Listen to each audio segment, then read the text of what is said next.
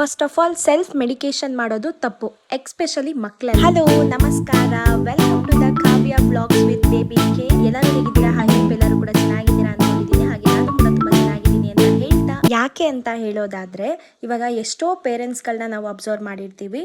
Fever ಬಂದು ಒಂದು ವಾರ, ಒಂದು ಮಂತ್ ಆಗಿ ಆಮೇಲೆ ಡಾಕ್ಟರ್ ಹತ್ರ ತೋರ್ಸಕ್ಕೆ ಹೋಗಿರ್ತಾರೆ. ಮನೇಲಿರುವಂತಹ ಮೆಡಿಷನ್ನೇ ಕೊಟ್ಟಿರ್ತಾರೆ. ಅದು ಏನೋ ಆಗಿ ಏನೋ ಕಾಂಪ್ಲಿಕೇಟ್ ಸ್ಟಾರ್ಟ್ ಆಗಿಬಿಡುತ್ತೆ. ಅದು ಮೇನ್ ತಪ್ಪು. ಅದು ಫಸ್ಟ್ನೇ ಮಿಸ್ಟೇಕ್ ಅಂತಲೇ ಹೇಳ್ಬೋದು ಪೇರೆಂಟ್ಸ್ದು. ಮತ್ತು ಒಂದು ಕ್ಯಾಟಗರಿ ಇದಾಯಿತು. ಮತ್ತೊಂದು ಕ್ಯಾಟಗರಿ ಹೇಳೋದಾದರೆ, ಕೆಲವು ಪೇರೆಂಟ್ಸು ಫೀವರ್ ಬಂದು 1 ಅವರ್ ಆಗಿರುತ್ತೆ, ಇಲ್ಲ 1 ಡೇ ಆಗಿರುತ್ತೆ, ಸಡನ್ಲಿ ಬೇಗ ಹೋಗಿ ಕ್ಲಿನಿಕಲ್ಲಿ ಹೋಗಿ ತುಂಬಾ ಪ್ಯಾನಿಕ್ ಆಗಿ ತೋರಿಸುವಂಥದ್ದು, ತುಂಬಾ ಭಯ ಪಡುವಂಥದ್ದು. ಇದು ಸೆಕೆಂಡ್ ಕ್ಯಾಟಗರಿ ಅಂತಲೇ ಹೇಳ್ಬೋದು. ಒಂದು ತುಂಬಾ ನೆಗ್ಲೆಕ್ಟ್ ಮಾಡುವಂಥದ್ದು, ಇನ್ನೊಂದು ತುಂಬಾ ಪ್ಯಾನಿಕ್ ಆಗಿ ಬೇಗ ಕ್ಲಿನಿಕ್ಕಿಗೆ ಕರ್ಕೊಂಡು ಹೋಗುವಂಥದ್ದು. ಪೇರೆಂಟ್ಸ್ ಮಾಡುವ 2 ಮಿಸ್ಟೇಕು ಕೂಡ ದೊಡ್ಡ ತಪ್ಪು ಅಂತಲೇ ಹೇಳ್ಬೋದು. ಯಾವುದೇ ರೀತಿ ಮಕ್ಕಳಿಗೆ ಫೀವರ್ ಬರಲಿ, ಇಲ್ಲಾಂದರೆ ಮೈಲ್ಡಾಗೆ ಜ್ವರ ಬರಲಿ, ಮೈ ಕೈ ಬಿಸಿ ಇದ್ದಾಗ ಫಸ್ಟ್ ಆಫ್ ಆಲ್ ನಾವು ಏನು ಮಾಡಬೇಕು ಅಂತ ಹೇಳೋದಾದರೆ, ಮಕ್ಕಳು ಯಾವ ರೀತಿ ಆಟ ಆಡ್ತಾ ಇದ್ದಾರೆ, ಮಕ್ಕಳು ಯಾವ ರೀತಿ ಆ್ಯಕ್ಟಿವ್ ಆಗಿದ್ದಾರೆ ಅನ್ನೋದನ್ನ ನಾವು ಅಬ್ಸರ್ವ್ ಮಾಡೋದು ತುಂಬಾ ಮೇನ್ ಥಿಂಕ್ ಆಗುತ್ತೆ, ಎಕ್ಸ್ಪೆಷಲಿ ಪೇರೆಂಟ್ಸ್ದು. ಮನೇಲಿರುವಂತಹ ಪೇರೆಂಟ್ಸ್ ಏನು ಮಾಡ್ತೀರಾ, ಮಗು ಯಾವ ರೀತಿ ಆಟ ಆಡ್ತಾ ಇದ್ದಾನೆ, ಡೈಲಿ ಯಾವ ರೀತಿ ಆ್ಯಕ್ಟಿವ್ ಆಗಿದ್ದ, ಇವತ್ತು ಯಾಕೆ ಈ ಥರ ಡಲ್ ಆಗಿದ್ದಾನೆ, ಎಷ್ಟು ದಿನದಿಂದ ಈ ಥರ ಡಲ್ ಆಗಿದ್ದಾನೆ ಅನ್ನೋದು ಒಂದು ಅಬ್ಸರ್ವ್ ಮಾಡೋದು ತುಂಬ ಒಳ್ಳೆಯದು ಅಂತ ಹೇಳಕ್ಕೆ ಇಷ್ಟಪಡ್ತೀನಿ.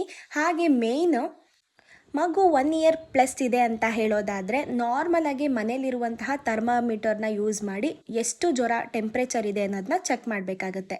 100 ಡಿಗ್ರಿ ಮೇಲೆ ಟೆಂಪ್ರೇಚರ್ ಬಂದಿದೆ ಅಂತ ಹೇಳೋದಾದರೆ, ನಿಮ್ಮ ಹತ್ರ ಯಾವುದಾದ್ರೂ ಪ್ಯಾರಾಸಿಟಮಲ್ ಡ್ರಾಪ್ಸು, ಅಂದರೆ ರೀಸೆಂಟಾಗೆ ಮಕ್ಕಳಿಗೆ ಕೊಟ್ಟಿರುವಂತಹ ಪ್ಯಾರಾಸಿಟಮಲ್ ಡ್ರಾಪ್ಸ್ ಏನಾದರೂ ಇತ್ತು ಅಂತ ಹೇಳೋದಾದರೆ, ನೀವು ಅದನ್ನು ಯೂಸ್ ಮಾಡ್ಬೋದು. ಇದ್ದರೆ ಫ್ರೆಶ್ ಆಗಿದ್ದರೆ ಮಾತ್ರ ಅದನ್ನು ಸದ್ಯಕ್ಕೆ ಯೂಸ್ ಮಾಡ್ಬೋದು. ಹಾಗೆ 24 to 48 ಅವರ್ಸು ಆರಾಮಾಗೆ ಮನೆಯಲ್ಲಿ ಮಕ್ಕಳನ್ನ ಅಬ್ಸರ್ವ್ ಮಾಡ್ಬೋದು.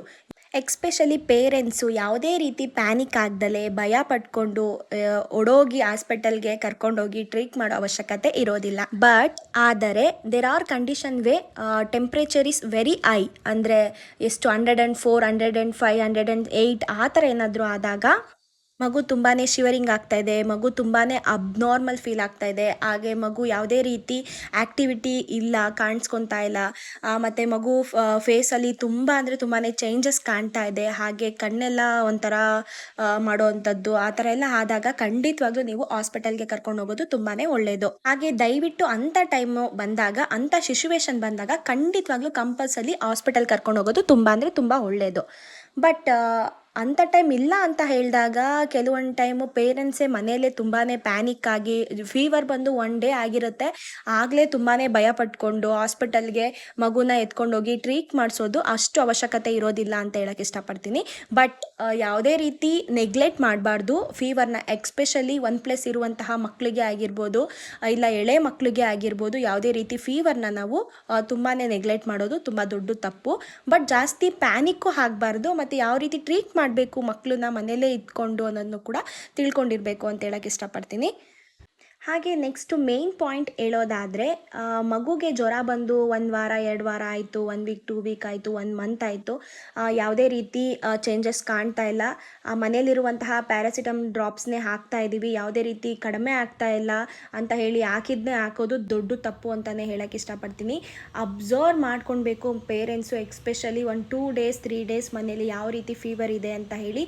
ನೀವು 1 ವಾರ 1-2 ವಾರ ಅಷ್ಟು ವೆಯ್ಟ್ ಮಾಡೋ ನೆಸೆಸಿಟಿ ಇಲ್ಲ.